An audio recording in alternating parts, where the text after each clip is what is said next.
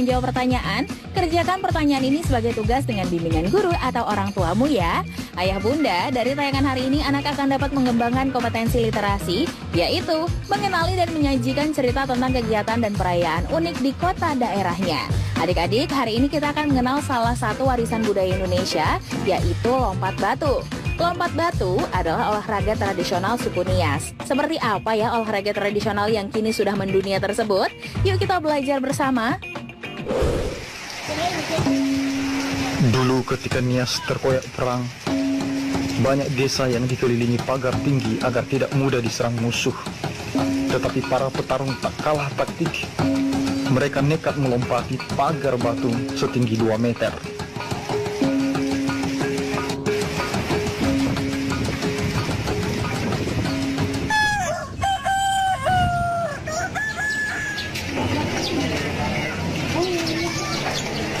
Desa Orahilifau adalah salah satu kampung yang memiliki tradisi kental tentang lompat batu. Masyarakat Desa Orahilifau percaya akan makna lompat batu bagi kehidupan generasi-generasi sekarang.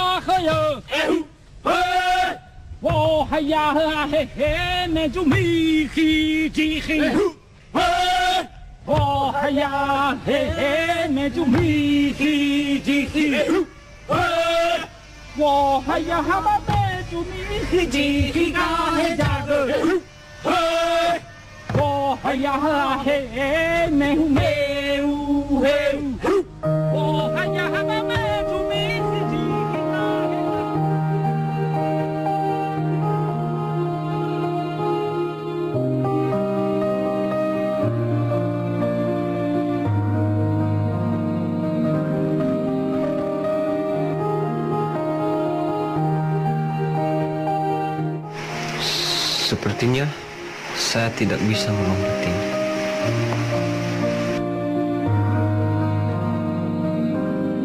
Tetapi saya tidak boleh menyerah. Saya harus berjuang lebih keras lagi.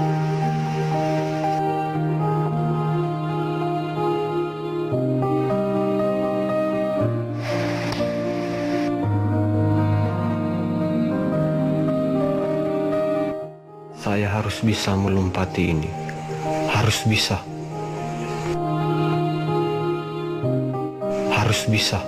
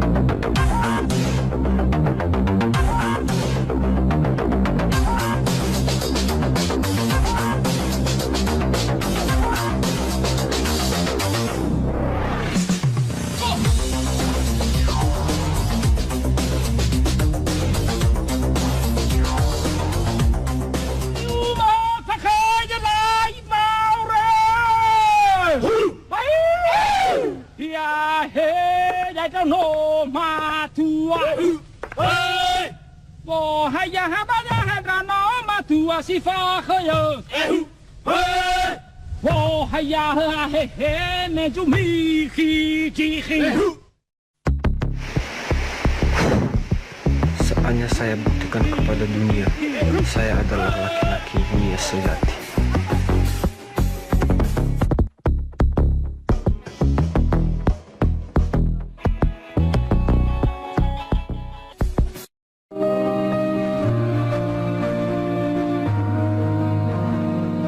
Lompat batu suku Nias bukan sekedar melompati susunan batu yang tinggi, tetapi untuk mengukur kedewasaan seorang laki-laki Nias.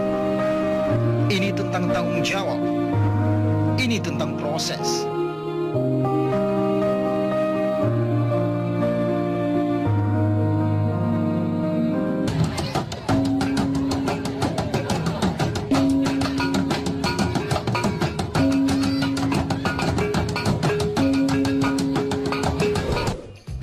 Nah, adik-adik waktunya menjawab pertanyaan. Siap-siap mencatat ya. Pertanyaannya adalah, berdasarkan video tersebut, buatlah satu paragraf menarik yang menceritakan tentang sejarah Hombo Batu atau tradisi lompat batu di Nias. Dicatat ya.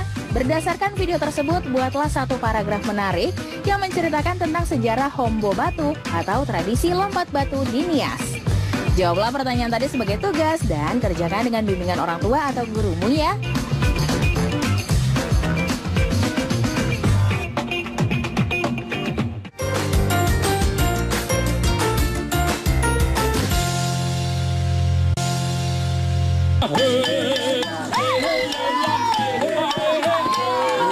Yang dilihat dulu yang pertama adalah batu tumpuannya. Begitu diinjak tumpuannya harus kencang itu untuk memperoleh lompatan yang maksimal. Pemanasan semua, pemanasan. Sudah bisa mulai. Lawe, mulai. Paroro. Ayo, ingat tumpuan.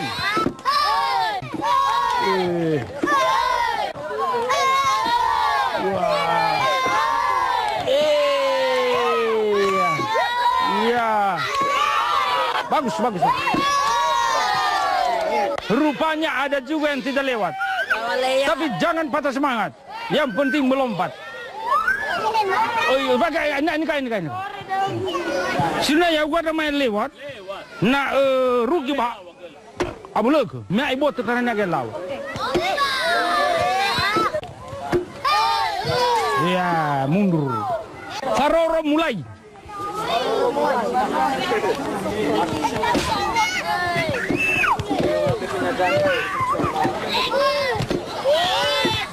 Kalau anak-anak di desa ini kalau latihan lompat, mereka lompat-lompat dari yang kecil-kecil dulu, dari yang tinggi-tinggi 1 meter, 1,10 dan seterusnya. Kalau nyangkut kan tidak mengundang bahaya. Nah, paling garis misarnya itu kalau tidak lewat ya jatuh sendiri garis misarnya.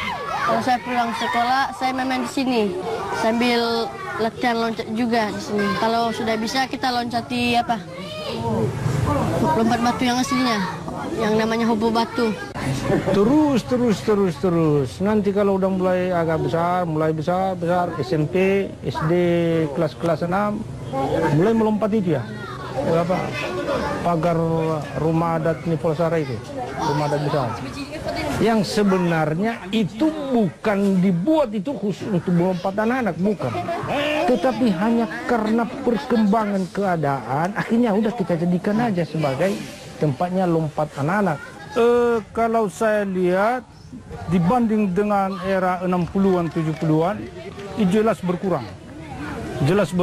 Kalau di era 60-70-an di masa-masa kami, ini luar biasa, hampir setiap lorong rumah. Ya kan, hampir setiap, misalnya di emperan rumah-rumah yang agak luas sedikit, tidak ada emperan rumah yang tidak ada lompat, khususnya anak-anak. Mereka buat sendiri. Tapi kalau sekarang kan tertentu saja. Kenapa kita maklumi juga masalah keadaan? Dulu kan belum ada TV, belum ada lampu, belum ada semua. Masalah PS ini semua belum ada.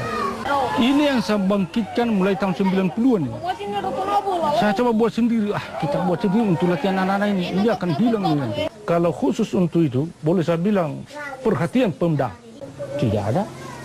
Lebih-lebih di Kabupaten Selatan ini mana ada itu. Nah itu maksud saya, ya boleh kita kuasai dengan dunia alam kemajuan sekarang, tapi ingat masalah akar budaya itu. Lompat batu adalah warisan nenek moyang kita yang harus kita teruskan, bahkan kita pertahankan, jangan sampai hilang begitu saja. Nah, siapa kader-kader pelompat itu di luar seperti kami dulu? Siapa lagi kalau bukan adik-adik? Jadi ini yang kita harapkan kepada anak-anak yang sekarang, menumbuhkan rasa memiliki itu dulu yang pertama. Bahwa melompat itu harus ada rasa memiliki. Rasa memiliki itu bahwa tidak ada lompatin sama orang lain kecuali kepada kita misalnya. Nah itu kita coba bakar semangat rasa memiliki budaya lompat itu kepada anak-anak. Seperti orang abang-abang kita kan bisa lewat. Perasaan kita dalam hati, aku pengen seperti itu juga. Kalau dianggap jagoan kan kita dianggap nanti preman. Tuh, nanti orang-orang kampung kita bilang sombong kamu.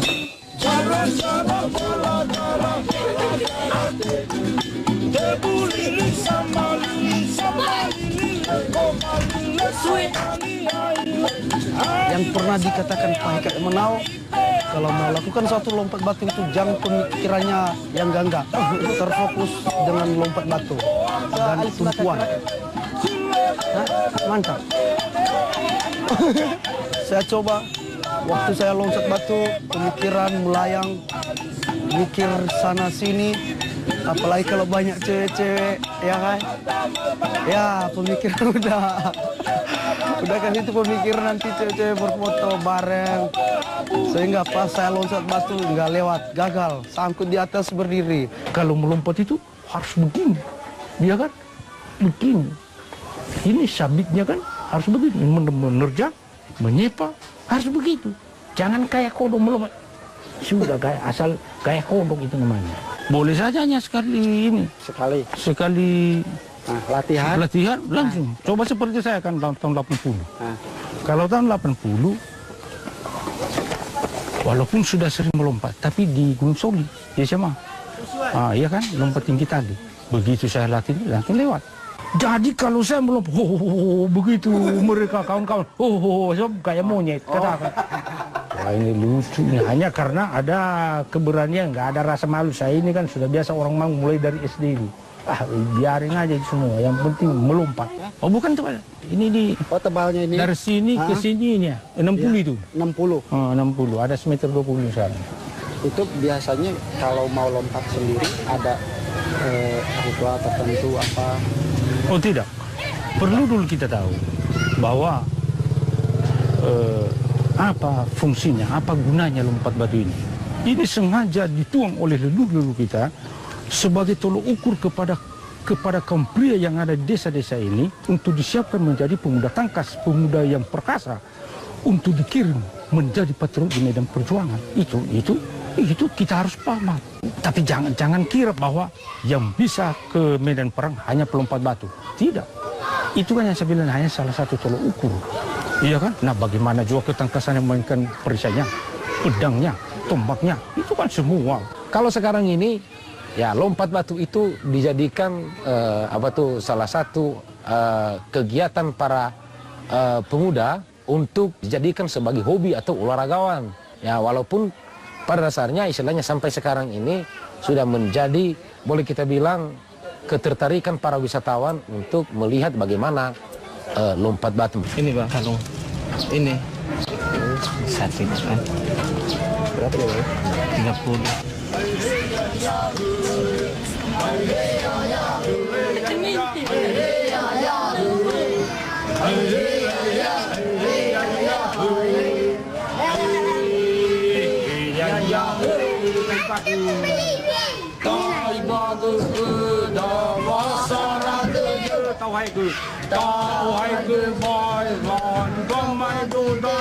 Fondoroge faban masa sekifala tibawa si ulu si ilahi si warawat.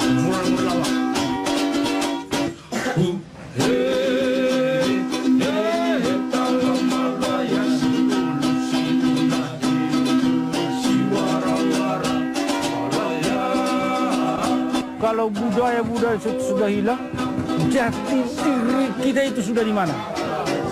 Tidak lebih dari misalnya kehidupan di pajak.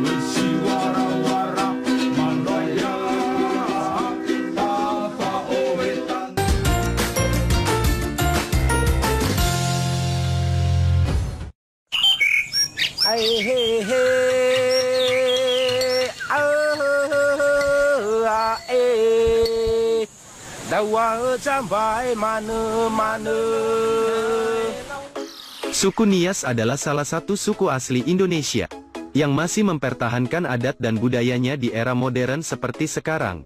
Penduduk yang hidup di Pulau Nias ini menjalani kehidupannya seperti yang dilakukan oleh nenek moyang, agar tradisi tidak hilang dimakan oleh zaman dan juga modernisasi. Penduduk di Pulau Nias dikenal akan budaya berperangnya, atau yang lebih keren disebut sebagai warrior, mirip seperti kaum Sparta dan Mongol. Di masa lalu, para Nias warrior berjuang mati-matian untuk mempertahankan wilayah dan juga harga diri kelompoknya. Hingga perang yang besar kerap terjadi. Berikut 4 fakta kegarangan suku Nias yang kerap dijuluki sebagai bangsa Sparta asli Indonesia. 1. Bertarung sudah mendarah daging. Catatan paling tua tentang kebudayaan yang ada di Pulau Nias dilakukan oleh pedagang dari Persia. Perdagangan ini datang di kawasan Nias sekitar tahun 851 Masehi. Untuk menjalin kerjasama dengan penduduk lokal, yang memiliki banyak sekali kerajinan dalam bentuk perhiasan, maupun dalam bentuk kain dan tenun yang memukau.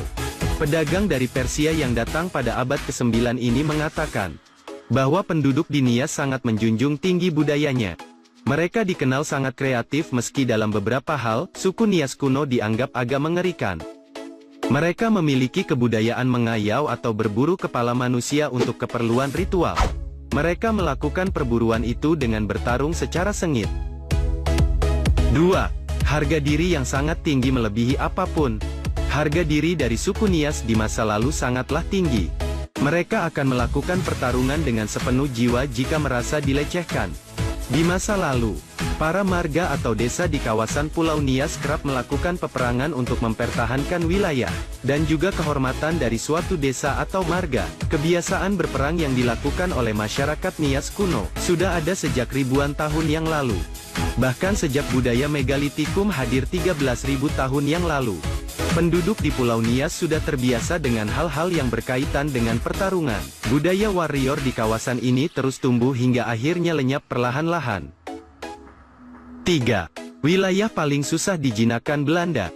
Walaupun kawasan Pulau Nias lebih kecil ketimbang wilayah lainnya, seperti Jawa dan Sumatera, namun kawasan ini merupakan kawasan paling susah dijinakkan oleh Belanda selama melakukan kolonialisasi di Indonesia. Setidaknya selama ratusan tahun berada di pulau ini, Belanda baru mampu menjinakkan Nias dan memaksakan kekuatannya pada tahun 1914. Penduduk di kawasan Nias bertarung habis-habisan dengan Belanda di masa lalu. Selama ratusan tahun Belanda tak bisa masuk terlalu dalam, karena pasti akan diserang oleh para warrior, yang siap mempertaruhkan nyawanya untuk suku dan desanya. Kawasan Pulau Nias adalah neraka bagi Belanda, karena kemampuan bertarungnya yang mengagumkan sekaligus mengerikan. 4. Kebudayaan bertarung di era modern. Di era modern seperti sekarang, peperangan yang dilakukan oleh warrior atau kesatria tentu sudah tidak ada lagi. Orang di Nias tidak melakukan lagi apa yang namanya berburu musuh, lalu mempersembahkan kepalanya pada pemimpin. Perang yang terjadi di masa lalu akhirnya diubah menjadi sebentuk tarian perang, yang diberi nama dengan Tari Voluaya. Tari Voluaya dilakukan oleh pemuda lengkap dengan atribut perang tradisional. Anak-anak kecil juga didandani untuk terlibat langsung. Orang di Nias ingin budaya berperang ini tetap ada, dan diturunkan kepada generasi baru agar tetap melakukan budaya ini sampai kapanpun. Kehilangan budaya bertarung adalah bencana besar bagi para penduduk di Pulau Nias. Demikianlah 4 fakta kegarangan dari suku Nias yang merupakan bangsa petarung asli Indonesia. Suku Nias tak ubahnya Sparta yang berjuang tanpa henti dengan nyawa sebagai taruhannya. Anyway, apakah kamu pernah datang ke Pulau Nias?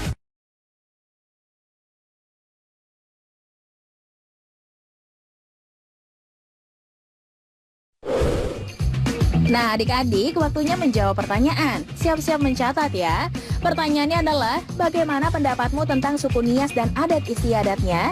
Dicatat ya. Bagaimana pendapatmu tentang suku Nias dan adat istiadatnya? Jawablah pertanyaan tadi sebagai tugas dan kerjakan dengan bimbingan orang tua atau gurumu.